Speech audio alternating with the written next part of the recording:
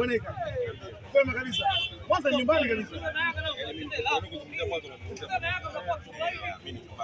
Na Pamba Jiji ni timu yako toka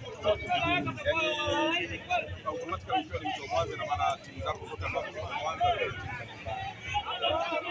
Okay, leo mmeweza kupoteza dhidi ya Simba kubwa kabisa ambao inaelekea kutaka kupigania bingwa wa ligi. Inaonekana kuna kipindi cha kwanza hivi kurudisha goli kwa moja, lakini baadaye inaonekana kama baada ya kufunga goli la pili mwisho siku mlikatika. Hii inazungumzia nadhani zaidi kwa sababu timu ilikuwa imejiandaa kuja kupambana na ndio maana naona walitambuliwa goli, lakini mwisho wa siku tuliweza kusawazisha.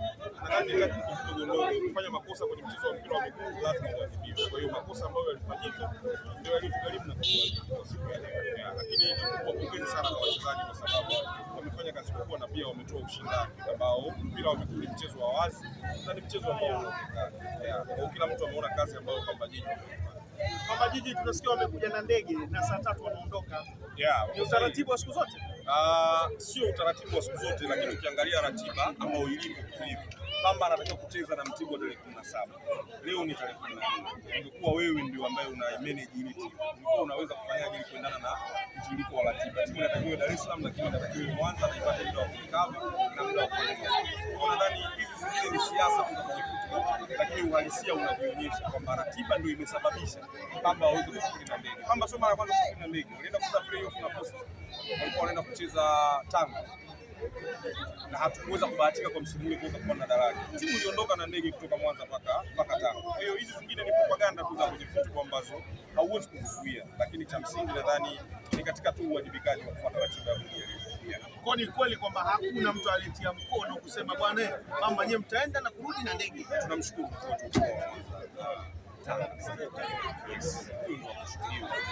viongozi wote wa timu ya Pamba kuweza kuhakikisha timu ya kuna mtu yote ambaye anaweza akatia mkono.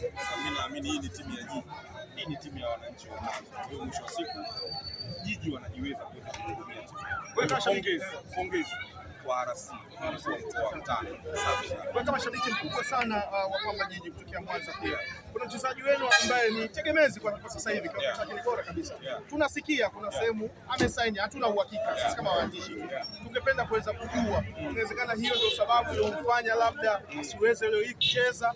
Sasa hizo ni sababu za mimi shabiki kama mimi pia ni shabiki tu wa Pamba, mambo mengine yote tunayaachia pembeni. Kwa hiyo ni swali moja kwa moja lilikuwa linamlenga mwalimu. Mimi ni shabiki tu, kwa hiyo siwezi kusema na kujifanya najua sana, ila naamini ni sababu za kiufundi na za mwalimu mazoezi hakuweza kuona kama anaweza kutumika siku ya leo, lakini sio vingine. Mechi zimebaki 4, mnajiona wapi mpaka ligi kuu? Kusalia kwenye ligi kuu ya Tanzania Bara.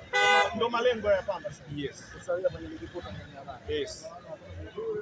Kwa sababu kwa hesabu zilivyo hizo mechi 4 bado ni ngumu, ambao wana uhakika wa kuendelea labda kusalia kwenye ligi kuu Tanzania Bara inawezekana ni nafasi labda 4 au 3 za juu ambazo sisi pia mpira ni mchezo wa mahesabu. Kwa hiyo hatuwezi kujiamini kiasi hicho. Kwa malengo ni kumaliza kwenye nafasi za juu, lakini kuhakikisha pia tunasalia kwenye ligi kuu Tanzania Bara. Na tukizungumza kifootball, unampa nani garantia kwa bingwa? Hapo tunazungumza kifootball.